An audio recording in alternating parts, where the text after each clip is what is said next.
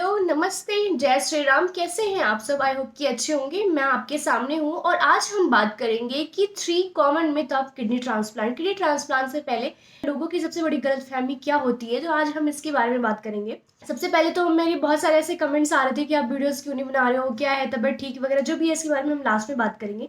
तो आइए आगे बढ़ते हैं। तो किडनी ट्रांसप्लांट के बारे में जो सबसे बड़ा पहला मिथ होता है, यानी कि जो पहली गलतफहमी है या मेरी भी थी, वो कि किडनी ट्रांसप्लांट एक बहुत ही डेंजर और एक रिस्की प्रोसेस है। तो हम क्या करते हैं, हमें इस बात से डर जाते हैं और हम ट्रांसप्लांट कराना ही नहीं चाहते, हम डायलिसिस पे रहते हैं। और यही मेरे साथ भी था कि मुझे भी बहुत डर लगता था, जबकि ऐसा कुछ भी नहीं है। किडनी ट्रांसप्लांट ओवरऑल एक सर्जिकल प्रोसेस है और रिस्क कम है। अगर हम United network of organ sharing की को देखें, तो जो ट्रांसप्लांट का 95% है सक्सेस रेट 1 साल में, और 85% है 5 साल में। जो कि जो दूसरे ऑर्गन ट्रांसप्लांट है जैसे कि लीवर, लंग्स और हार्ट, इनसे काफ़ी ज़्यादा बेहतर है। तो डरने की कोई बात नहीं है। अब हम बढ़ते हैं आगे दूसरे मिथ की तरफ, कि जो दूसरा हमारा गलतफहमी है वो क्या है। तो जो दूसरा गलतफहमी था वो था कि है, मतलब ये गलतफहमी नहीं कहेंगे इसको, ये है कि एक्चुअल में रियल भी है ये, कि किडनी ट्रांसप्लांट में बहुत ज़्यादा पैसे लगते हैं और नॉर्मल इंसान, गरीब या मिडिल क्लास, उसे अफोर्ड नहीं कर सकता। जो बहुत अमीर है ये उनके लिए है। कहीं ना कहीं ये सच है, बट इतना भी सच नहीं है। मिडिल क्लास फैमिली भी करा सकती है। क्या होता है कि मैं आपको एक अपना इंसिडेंट बताती हूँ। मैं पीजीआई हॉस्पिटल में थी। मैं गई थी अपने आप को एडमिट कराने के लिए, और फिर क्या था कि मेरी जो हालत थी वो इतनी ज़्यादा सीरियस कि मुझे बहुत टाइम लग रहा था वहाँ पे। मतलब उन्होंने बोला ट्रांसप्लांट भी होगा तो मतलब 1 डेढ़ साल लग जाएंगे, अगर आपका कोई लिंक नहीं है वगैरह वगैरह, बहुत सारी चीज़ें थी।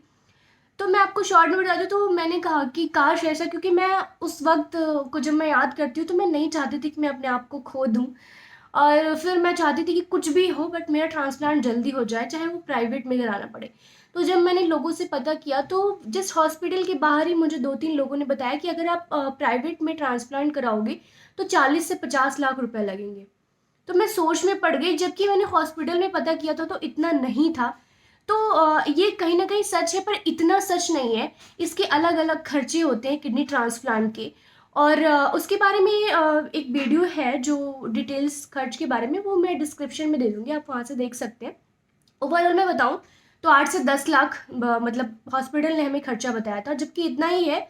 बाकी अलग अलग है जो आप वीडियोस में जाके देख सकते हैं। चलिए तो बात करते हैं कि इन खर्चों को कैसे कम किया जा सकता है, मतलब कहाँ से हमें हेल्प मिल सकती है। तो देखिए, बहुत सारे लोगों का आयुष्मान कार्ड है जिस पे आपको एक हद तक छूट मिल जाती है, और काफ़ी मतलब बहुत सारे लोगों का इलाज हो जाता है। और इसके साथ ही आप अपने प्रधानमंत्री को डायरेक्ट, या मंत्री को, अपने क्षेत्र के एमएलए को, विधायक जो भी होते हैं, जितना भी आप कर सकते हैं, पत्र लिख के उनसे मदद मांग सकते हैं। और बहुत सारे लोगों को मदद मिलती है अगर आप सही जगह तक पहुंच जाते हैं। हाँ, ये जरूर है कि सरकारी कामों में या ऐसी चीज़ों में आपको बहुत ज़्यादा दौड़ा भागी करनी पड़ती है। इवन मेरे भाई ने भी हेल्प ली थी, उससे भी मिली थी, मतलब मेरे लिए। बट हाँ, मेहनत बहुत करना पड़ा था, भागा दौड़ी, इनसे मिलना उनसे मिलना, तो ये प्रोसेस ही ऐसा है, आप समझ सकते हैं। इसके अलावा बहुत सारी ऐसी वेबसाइट्स हैं जो फंड रेज कराती हैं, जैसे कि मिलाप है, किटो है, ऐसे बहुत सारे मतलब है। तो आप वहाँ से मदद ले सकते हैं। और इवन मैं आपको एक मतलब मुझे वो हेल्प मिली है, मतलब लोग, मुझे ऐसा फील होता है कि हम क्या किसी की हेल्प करेंगे, या फिर भगवान जब तक नहीं चाहते हैं, मतलब सब कुछ तो भगवान का दिया हुआ ही है, हमारे पास तो कुछ नहीं होता। तो मैं ना जब ऐसे स्क्रॉल करती हूँ कभी कभार, और जो वो मिलाप या किटो से ऐसे जब सामने आ जाता है कुछ ना, तो एकदम से मुझे वो अपना सब कुछ याद आ जाता है और मुझे लगता है कि मेरे पास तो, ऐसा फील होता है मुझे कि मेरे पास तो कुछ भी नहीं है, मैं कैसे हेल्प करूँ लोगों की।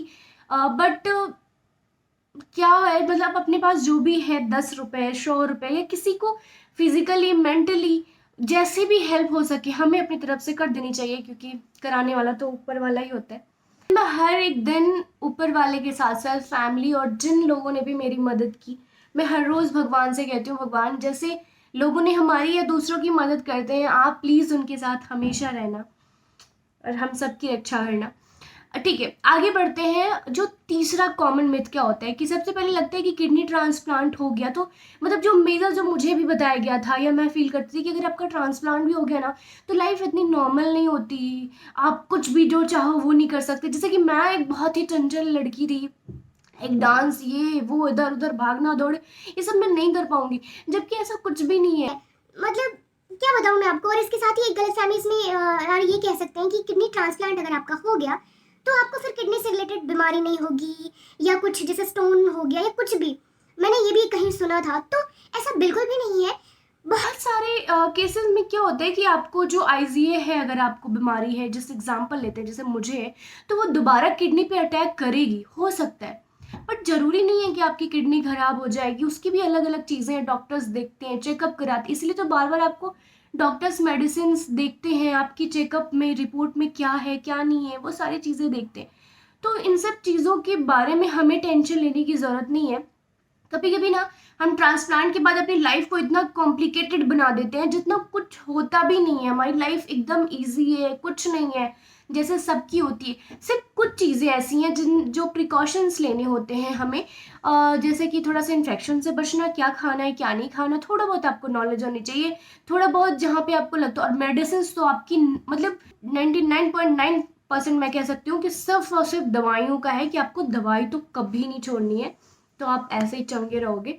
और इसके साथ ही ना मुझे एक बहुत इंपॉर्टेंट बात बतानी है आपको कि अगले वीडियो में मैं 2 साल 6-7 महीने जो भी मेरे गुजरे हैं, मेरी लाइफ कैसी रही है, क्या क्या दिक्कतें आई हैं, हाँ बीच में कुछ चीज़ें भी हुई हैं जो मैं बताऊंगी कि मुझे कब क्या हुआ, कौन सी रिपोर्ट थी और किन किन चीज़ों जो मैंने नहीं किया वो आपको करना है। और कि आप एकदम खुल के एंजॉय करके जी लीजिए और ऊपर वाले का शुक्रगुजार करिए कि उन्होंने आपको नई ज़िंदगी दी है। नोटिफिकेशन ऑन कर लीजिएगा और सब्सक्राइब कर दीजिएगा अगर आपको लगे तो, एंड कमेंट्स करना नहीं भूलिएगा। और मैंने वीडियो बहुत टाइम बाद बनाया है, हाँ ये सच है, थोड़ी सी लेज़ी मैं भी हो गई थी, प्लस ऐसा कुछ होता है ना कि कोई ऐसे कमेंट्स आ गया चीज़ें तो इंसान निगेटिव हो जाता है, बट ऐसी मैं बिल्कुल नहीं हूँ। पर आप लोग बीच बीच में मुझे इतना मोटिवेट करते हो, मुझे इतना अच्छा लगता है जब आप लोग कहते हो क्या हो गया, कहाँ हो, वीडियोस नहीं आ रहे। So thank you so much, thank you so much. Bye bye, मिलते हैं अगली वीडियो में, बाय बाय।